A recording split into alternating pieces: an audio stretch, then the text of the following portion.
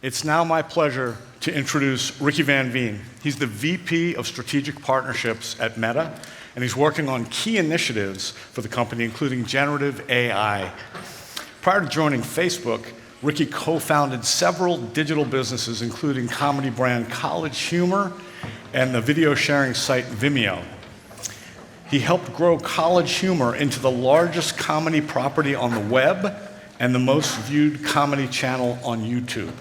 College Humor and Vimeo were acquired by IAC in 2006, where Ricky spent the next 10 years overseeing the TV, film, print, and digital content efforts of Electus Digital's TV successes, including series such as Adam Ruins Everything and True TV and Chopped on the Food Network. In 2015, Ricky co-founded Scroll Commerce, where he created best-selling Homesick Candle and other physical goods before selling the company and joining Meta. Ricky has presented at conferences such as South by Southwest, TEDx, and Recode, and has been featured on Crane's 40 Under 40 and Vanity Fair's New Established lists. He lives in Brooklyn, New York with his wife and daughter, and he is truly one of Wake Forest's finest. Let's give a warm Wake Forest welcome back to Ricky Van Veen. Thank you.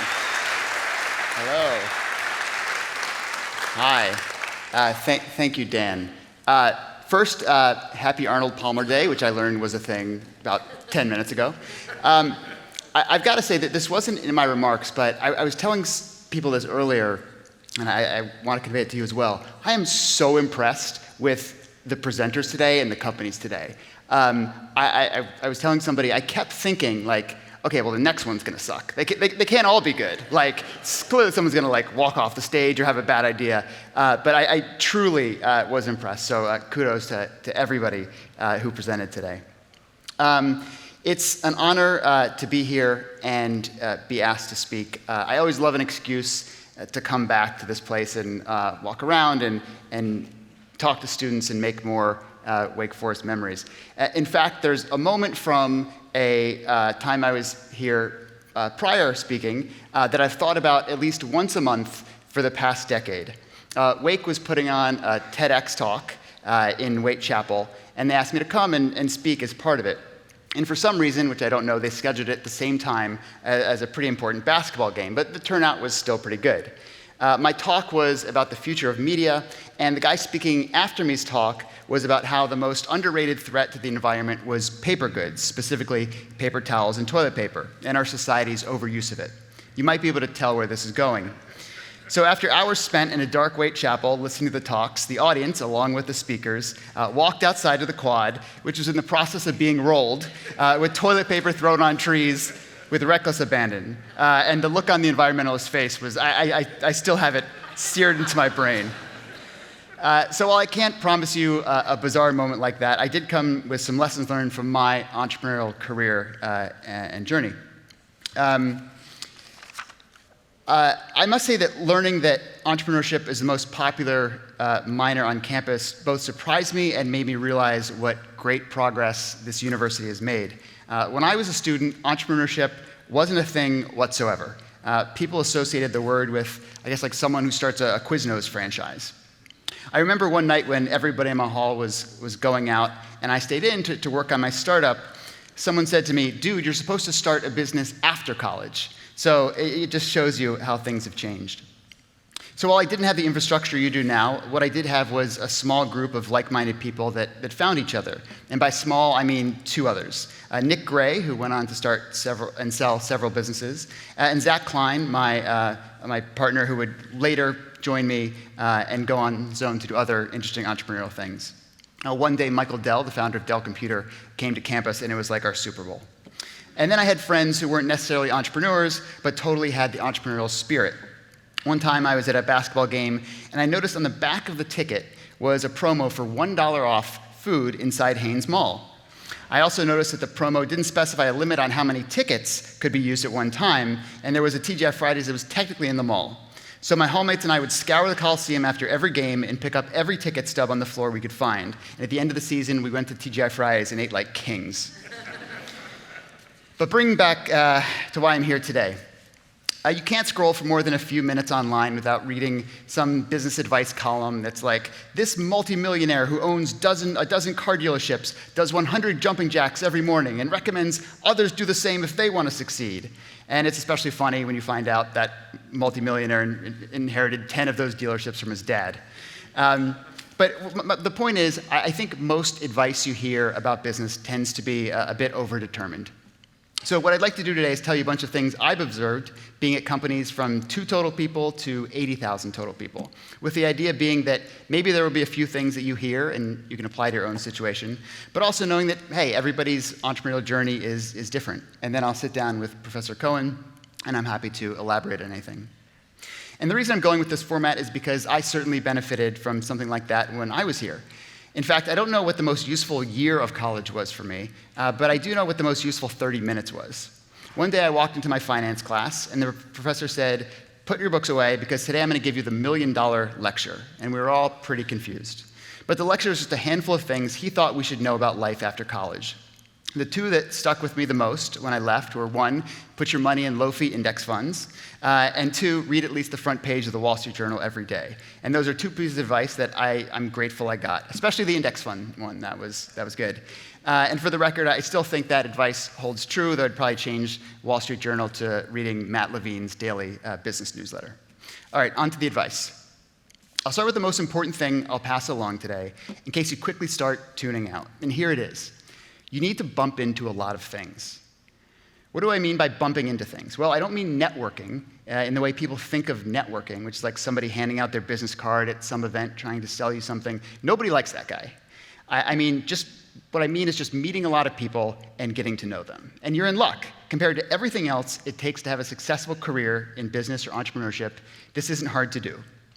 That's why it sounds kind of obvious and obtuse, but it's the most important thing you can do if you want to start anything new and interesting. So why is bumping into things so important? Well, for one, good ideas rarely are made from whole cloth. They're often a combination of one thing you know and another thing you know. And the more experiences you have, the more things you observe, and the more people you talk to, the more combinations in your head you can make. So say you're talking to somebody at a dinner party about the wine you're drinking, and they mention they're starting to get into wine, but they can't find a good, affordable storage solution to keep their bottles at the right temperature. And then the next week, a friend of a friend who works in tech is telling you all about a new large-scale cooling technology they're implementing in server buildings to keep the servers cool. And now you're wondering if there's a business applying that new server farm technology to wine storage. And who knows if there is, but if you have those curious and exciting moments of connection every so often, sooner or later you're going to stumble into something great. And there's another reason beyond idea generation. The people you do dumb things with in your 20s are going to be the people you have the easiest collaborations with in your 30s and 40s, because there's long-form trust there. So again, this is going to sound stupid, but go have as much fun with as many people as you can. Just go to things. Be yourself, don't bring an agenda with you, and I promise it will help you as an entrepreneur. There's also a lot of value in being a node on a network, meaning a person who connects and brings people together. My Wake friend, Nick Gray, who I mentioned, is great at this. He literally wrote a book on how to host cocktail parties. You don't need to be obsessive and methodical about it like he is, but I found people who make a habit of bringing other people together with nothing expected in return always end up getting a lot of benefit for them out of it themselves. My wife is a venture capitalist and recently started something called Second Tuesdays.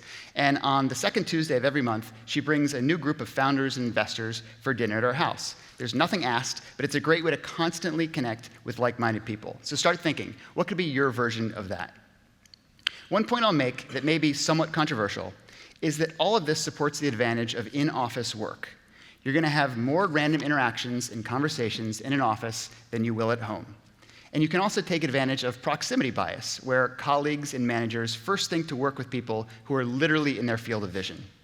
So anyway, the next time somebody asks you if you want to go with them to something, and you're on the fence about it, go. It's those things you didn't want to go to that usually end up being the most worthwhile because you've stepped out of your comfort zone and found something or someone new. I'll mention 2 examples of that paying off for me.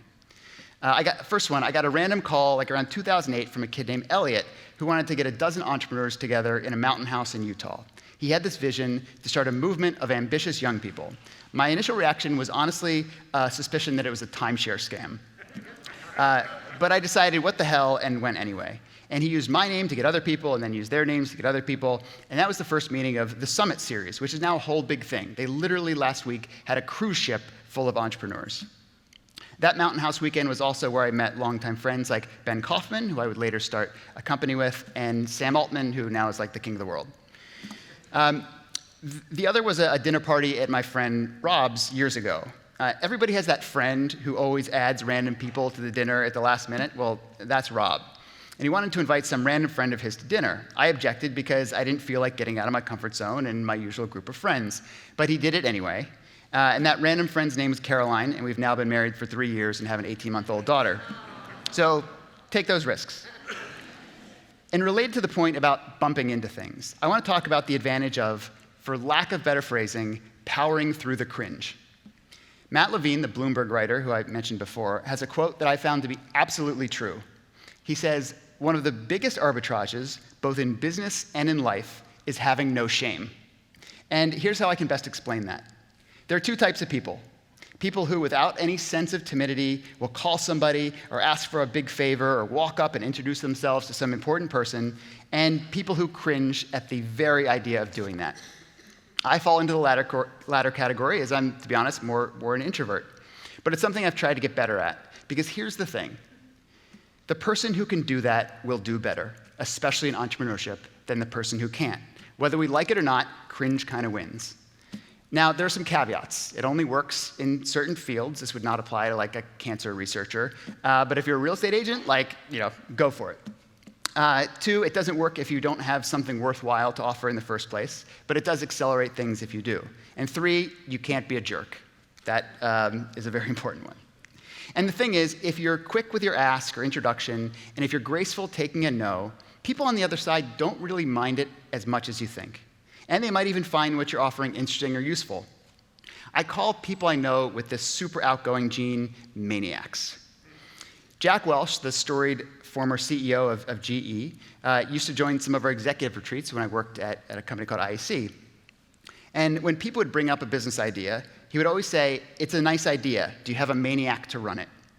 If you aren't a maniac yourself and you're starting a business, one would make a great co-founder. And to get a bit tactical, here are some tips for overcoming a more introverted personality.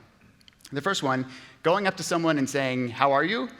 Leads nowhere and puts the burden on them to continue the conversation. So instead, go up with some interesting thing you just found out or something that they'll engage in. For example, last night at dinner, I was sitting next to one of the presenters, and I learned what the biggest tourist attraction in his home state of Pennsylvania was. It's Cabela's. Like, that's something, if someone told me, I'd be like, okay, yeah, and then we'd talk about, fishing and this and that. And the second is, use youth as a wedge to get meetings and introductions. People are always more willing to help you out or take a meeting when you're just starting out. There's some novelty to the idea of a young entrepreneur, even now. So use that to your advantage. When I was sitting where you are, not only was there not an entrepreneurship minor, there really wasn't that much online that was helpful to someone starting a startup. I literally did not know what venture capital was until I was like 25 years old. Now, of course, there's every resource you could ever need. And I think that's generally good. But I do think there's a flip side that you should be mindful of. For one, consuming too much startup culture stuff can turn entrepreneurship into a spectator sport versus a more participatory one. If you spend half your day watching and listening to that genre of content, your head is going to be where every other aspiring entrepreneur's head is, which is the opposite of a competitive edge. And the more you're on the sidelines, the less you learn by doing. As the saying goes, knowledge is knowing that a tomato is a fruit. Wisdom is knowing that a tomato doesn't belong in a fruit salad. Don't stock up on knowledge to the detriment of wisdom. It's really tempting to stay up on every latest development across your ecosystem or the industry you're in, every new round of fundraising that somebody raises. But the best entrepreneurs are able to tune all that out. I'll never forget a conversation I was having with Travis Kalanick from Uber a few years ago. We were talking about TV shows, and I very quickly noticed that his knowledge of pop culture stopped around 2008, the year Uber was founded. Because if you think about it, when your head's down and your life becomes your company, you're just solely focused on it. I've surely made more mistakes as an entrepreneur than we have time to discuss today, but here are some young entrepreneur mistakes that seem to stick out. Just because you founded a company and are overseeing a big team does not mean you are a good manager. Management is a skill. Founders think they're good at being a manager because they're sitting atop a pyramid that grew underneath them. I made that mistake. But having a big team and being an effective manager are two different things. Here's an example of me being a truly terrible manager. When we hired our first employee, we figured we could save some money on his salary if we also offered him the spare bedroom in our apartment to sleep in. Because, hey, he was moving to a new city to join us, and we had the spare bedroom. And then a few months later, when it turned out he wasn't going to work as an employee, you can imagine how awkward that was. Another piece of advice for young entrepreneurs, avoid press release deals. These are cool-sounding deals or partnerships that you make that are driven to a large degree by how you think people are going to react when they hear the news. And this is a mistake everybody makes. I've made it. But the likes your announcement post gets on LinkedIn or Instagram or whatever aren't worth doing a deal that actually doesn't make sense. The next one, get back to people ASAP. The most important people I know respond to my emails instantly. It's middle managers who take forever to get you a response. The next one, organizations and people within a company tend to focus on their own sustainability, even if that's in conflict with the broader company's goals. Don't assume otherwise. You would probably do the same if you were in their position. But because you, as the startup founder, are so focused on making this business work, you tend to overestimate how close others are to your headspace. And lastly, learn the basic cognitive biases like confirmation bias, hindsight bias, loss aversion, etc., and regularly challenge yourself as to which ones you could be committing. Oddly enough, some of the most important lessons I've learned about running a startup I actually learned working at a big company. For one, the importance of hard conversations. Every time Sheryl Sandberg would meet with a group of employees, she would ask the same question. She would say, raise your hand if you've had a hard conversation in the past month. She rightly believed that when companies don't have hard conversations about difficult topics, everybody loses. Next, never underestimate the power of small incremental improvements compounding over time. It's not the flashiest way to run a business, but it's the most effective.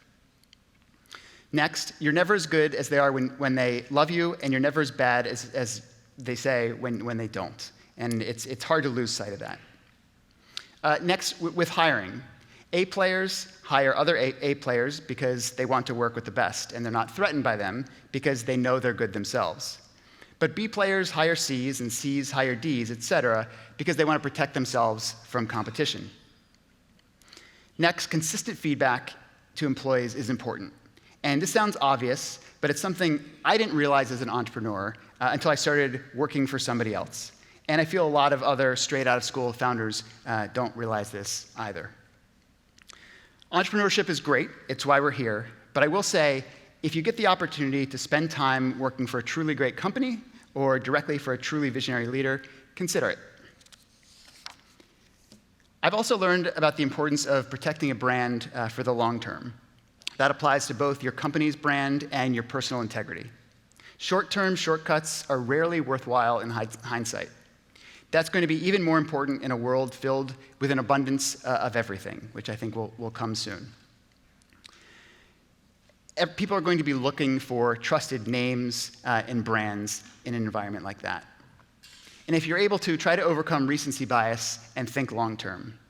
These two people I've worked for have been long-term thinkers. The first is Barry Diller.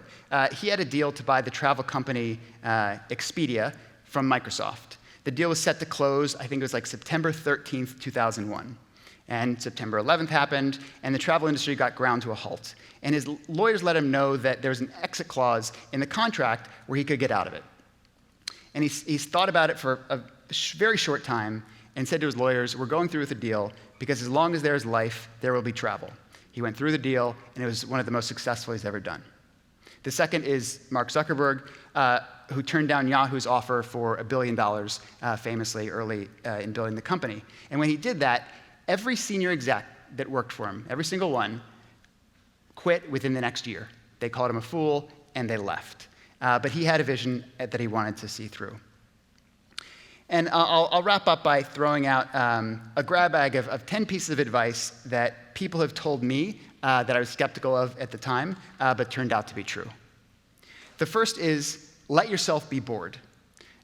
Nick Gray and I'm pretty sure this is the case, I think Nick Gray and I were the first two people at Wake to have phones with the internet on them. And I would take it around everywhere and show people how cool it was. I remember once telling somebody older and wiser the reason why having the internet on your phone was so great. And I was like, it's awesome. There's no more downtime, especially as an entrepreneur. I could get back to people right away. And his response was, you know, Ricky, sometimes you got to refill the well. And I think about that a lot in the context of entrepreneurship. If you're always consumed with taking things in, you're never going to have the cognitive space to let something new grow. 2, there's an old British phrase that goes, where there's muck, there's brass. This basically means that where the unpleasant or complicated things are, the most opportunity is. Because it's the shiny, sexy things that get all the attention. And I found that to be completely true. 3, some people say hire slow, fire fast is the best advice about hiring. And while I think that's true, the better advice, I believe, is to hire people that you would want to work for. This isn't easy, but I promise if you take your time and find people like that, you will love your job. 4, alibis are important. There are so many things in life that people want to do, but they just need the excuse. You can give them the gift of that excuse and use it to your advantage as well.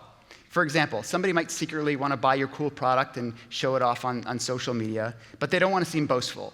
But if you add a charitable component to the act of posting it, they now have an alibi to post. The charity has a donation, and you have free marketing.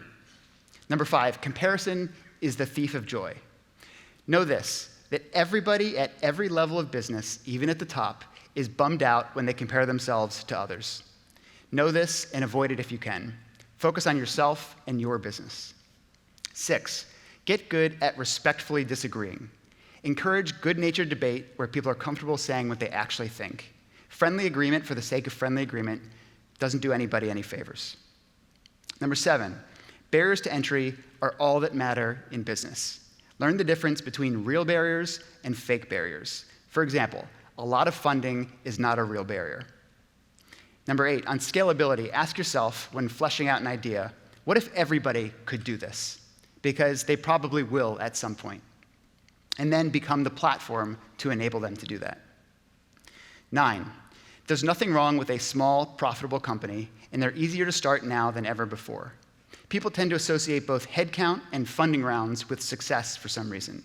But in reality, unless either are critical to your growth, you're just adding expense and giving away a part of your company. And finally, number 10, so much of success as an entrepreneur is timing. I was fortunate to have my time here coincide with perfect timing. The first internet bubble had burst, so there wasn't much competition. People had kind of written off the internet. There was nobody funding companies, but it didn't matter because I had no expenses. I was on a meal plan and I was living in a dorm. So things were kind of wide open. And I feel like now is another one of these moments. Now, nobody smart is writing off AI like people wrote off the internet. But clearly, it's going to involve a reimagining of every single industry. I believe it will do to the internet what I believe it will do to the post-digital world what the internet did to the pre-digital world. And it's going to get pretty wild. And where there's dislocation, there's opportunity. So go get it. And that's all I got. Thank you.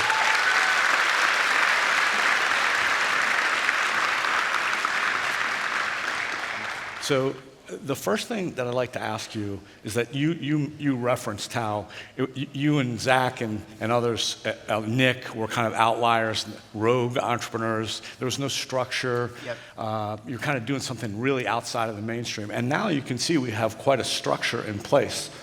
What have we gained from all this structure and perhaps lost? I mean, clearly the gain is much larger than the loss. I mean, even just knowing the basics of running a company, starting an LLC, branding, marketing, copyright, like all that stuff I had no idea about. You know, I think what's maybe lost is like a feeling of like you're a pirate and doing something weird, but like, you know, what good, like, it's fun, but it's not as important as like actually having a great education in the basics of entrepreneurship. Great. That makes sense. I mean, so in terms of a great education in entrepreneurship and a good foundation, a lot of our students, when we talk about becoming entrepreneurs, practicing entrepreneurship, doing entrepreneurship, they really want to do entrepreneurship, but a lot of them say, I just don't feel ready. What advice would you give to students that want to be entrepreneurs, but they just don't feel quite ready? I would say, if you're not ready now, like when are you going to be? Like I referenced in my remarks, like if you're in college, like you don't have a mortgage, you don't have kids, you don't have like to get kids to school. I think I found college. Everybody's situation is different. I found college to be the best time to start a company because if you fail, it's like okay, you fail, and also you're around, you're around people you can collaborate with. So I would say like it's actually a better time to start, even though you may not have the experience. Not having experience can honestly be a gift. I think when we started our company, everyone was like, "Why would you do that? That's silly. Like you can't. It's over." And we didn't know any better. So like I think, oddly enough, in entrepreneurship, ignorance can sometimes work to your advantage because people have tried things over and over and written them off, but maybe it just wasn't the right time. Right. Ignorance can be bliss. Yeah. At some point. Yeah. So you have had an impressive, prolific career as both an entrepreneur and an intrapreneur. Can you share with the audience a bit about what it's like to be an entrepreneur and what it's like to be an intrapreneur? Yeah, I mean, I think it's mostly about a safety net versus no safety net. And there are clearly advantages to both that you can imagine. Anytime I've been an intrapreneur, it's been like I've been starting things within a larger company. So like IAC is basically like, a private equity shop that like lets you kind of run with your business, and then if it gets big, they spin it out or take it public or whatever. And then at Facebook, I was tasked with starting this video product, and now so it kind of feels like I'm working at a different company every 18 months just because I get put on a different project. And I think if I was at a company where it was like, this is what you're going to do for the next 10 years, I think I'd probably do something else. Yep. Makes sense. So you mentioned in your talk about guarding against biases. One of them is confirmation bias. Yeah. Right. And so entrepreneurs fall in love with their ideas, all right? And we hear what we want to hear. So do you have any strategies on how you can avoid that pitfall? They're these like psychological biases for a reason. Like they're really hard to overcome. Sometimes just getting a pair of fresh eyes and saying say do me the favor of giving me your honest opinion on this. I need to know if I should do this. And you can tell from their feedback if it's something that you should stick with or not.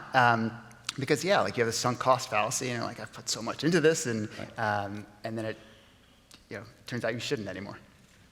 That's good advice for sure, and that's a hard one. Yeah. That's a hard one because it's hard to separate the venture from the venturer. It's that identity. And a lot of times, if you phrase it, if you say if you ask someone, should I shut this company down? They're like, oh no, I don't want to tell us. That's a harsh thing to tell somebody. But if you're like, what could I do to make this work? And you'll get advice that could be helpful without shutting the company down. And you could tell in their advice if they actually want you to shut the company down. So you were a young entrepreneur. You were very prolific when you were on campus, as you mentioned, at a time when this was not a mainstream occupation. You're doing this entrepreneurial thing.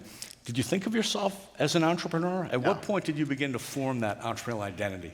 I didn't think of myself as an entrepreneur. My dad is a locksmith, or he's retired now, but he had a lock shop that he ran, and technically he was an entrepreneur, but I just thought of him as a locksmith. And when I started the website, I was like, oh, I'm a person who started a website. I'm not an entrepreneur. And actually, it wasn't until I think it was my junior year of something. I started the company freshman year. Junior year, someone said you should apply to this College Entrepreneur of the Year competition. And I applied and made it to the finals in Chicago and lost. And it was funny, the person who won definitely, you can tell I don't have a grudge. The person who won was a woman who made, I think, jewelry out of like volcano ash. Okay, good business, but here's the thing. She was like enrolled in night school. She was like 45 years old. And I was like, this is not fair. I was like, but at that thing, I also met one of my lifelong friends. So it was worth going regardless. But that was the first time I'd ever thought of myself as an entrepreneur, just because that's the contest that I was applying to. Got it. That makes sense. So entrepreneurship, as you can see, is really popular. CNBC put a number out there that 60% of high school students say that they want to become entrepreneurs. That's a big number. Yeah. That's a wave of demand. Why do you think young people are so compelled by entrepreneurship? I think you see it. First of all, I think it's more possible now than it ever has been. The barriers to entry are lower. You can, a lot of things you don't even need to know how to code to make a website now, which was unthinkable even like a few years ago. Right. You can outsource design or something on these sites like Fiverr or whatnot. So I think part of it's like it's closer within reach, and then also I think it's just like, an urge to be more independent, and I think that's a good thing. Yeah, no question. Missing from the entrepreneurship landscape at the moment, we don't have, that I know of, maybe I just don't know this person, but we don't seem to have the Mark Zuckerberg right now, the rock star 20-something entrepreneur that maybe dropped out of college to pursue entrepreneurship. Any thoughts as to why that's happening? There was do you know that economist Tyler Cowen? Yeah. Okay, so he was asked a similar question, or maybe he was asking a question, but his thought was that like back, when I was starting something, you could you just make something, right? Like when Mark Zuckerberg made Facebook, he just coded it and it was up, right? And when Airbnb made Airbnb, they just code, so you could just do that, within your reach, within like your dorm room. And now his take was you need more synthetic abilities, right? You need to know not only the technical part, but another part as well. So like an example would be, I think there's a huge opportunity right now in accounting, like where accounting meets AI, right? There's a shortage of accountants, but then this new technology is coming online. And like, if you were a student at this school, like to pursue that opportunity, you can't just do it yourself. You need maybe you go to Callaway and find someone who's graduated or something, but you need to partner with a CPA. So I think like the low-hanging fruit has been picked, and now you need something a little higher up the tree, to use the analogy. I got it. It makes sense. So in terms of, you very casually talked about failure. Like, it failed. No big deal. You just move on to the next. And that's certainly the mantra of entrepreneurs. It's like there's no shame in it. People understand there's a million good reasons why something might fail. But I think deep down it really scares students. That's my take. So what advice would you give to students about like going for it and losing a little bit of that fear of failure? I mean, I think you just have to get used to it. No, and I mean that earnestly. Like, if you're an entrepreneur, you're going to get punched in the face several times a week, and you just have to. If that's not something that you're down for, like you should try something else. There's no shame in it. Like some people's personalities are like that, and others aren't. And I think so you're going to see failure every single day, to some small degree, and you're also going to see wins, and hopefully there are more wins than failures, and your business is a success. But to go back to starting something now and trying it out, like failure is like, okay, I'm back to like going out to the party on Friday. I was going to stay in and work, but now I'm. So I think failure is just part of it. I mean, we started. This is true. We started the first college social network before Facebook. We started, and it didn't work. We were more focused on the dating aspect, and but that was a big failure. We started 1 million websites. It didn't work, and you're just okay, on to the next one, and you just have to fail fast. That's the thing. When it's not working, to your first question, just learn when it's not working and be able to cut bait. That's a hard thing to do, right? That's a hard thing to make that decision to move forward. Especially when, like, you know, there's the confirmation bias, there's a sunk cost fallacy, right? But then I think there's also something that, like, we have to admit as humans, we're just imagining telling our friends that this didn't work. Right. And, like, you know, yesterday they were so excited for you. Right. And then today they're like, you're bringing them from here to here, or like telling your family. And like, it's these silly things where like, you think people care more than they do. And, you know, a week later they're like, oh yeah, you were starting that thing. I forgot about that. So yeah, I think they're like, that's an aspect that like we don't talk about a lot, the personal side more than the business side. But I think that plays into it. And it's just another thing to realize, like, people are so busy in their own lives and maybe even their own startups that like they're not thinking about yours as much as you think, and like if you fail, you fail. That's beautifully said. And one of your closing points was about guarding against the idea of comparing yourself. And I think that there is that, definitely through social media, there is that heightened feeling about sharing a failure, or that people will find out about it. Mm-hmm. But that's okay, right? I mean, that's how we learn. Yeah. So you're so casual with your network. It seems like you know everybody. Who are some, or if you could pick one entrepreneur that you really admire, who would it be and why? Why do you admire that person? I don't want to like name drop. Go ahead, go for it. You know, You're in front of I already mentioned Barry Diller, so I'll mention him again. Because he's like, he never, like we'd be in board meetings and we would present, you know, an idea. And like, it would, even if it had short-term benefit, he'd be like, well, that's not going to work in the long term. Like he was thinking, like he would sacrifice short-term cash for long-term value. And like, you think about like, so College Humor started literally 24 years ago in Johnson. Its most profitable year will be this year. Wow. It's rebranded, and he still owns a big piece of it. It's rebranded as Dropout. They're literally doing an event in Madison Square Garden with, it's crazy. Like they have hundreds of thousands of people paying every month for comedy content.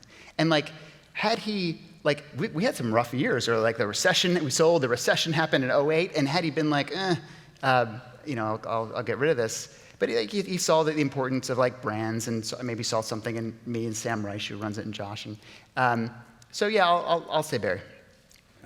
That vision is rare, right? People that can really see long-term value of something.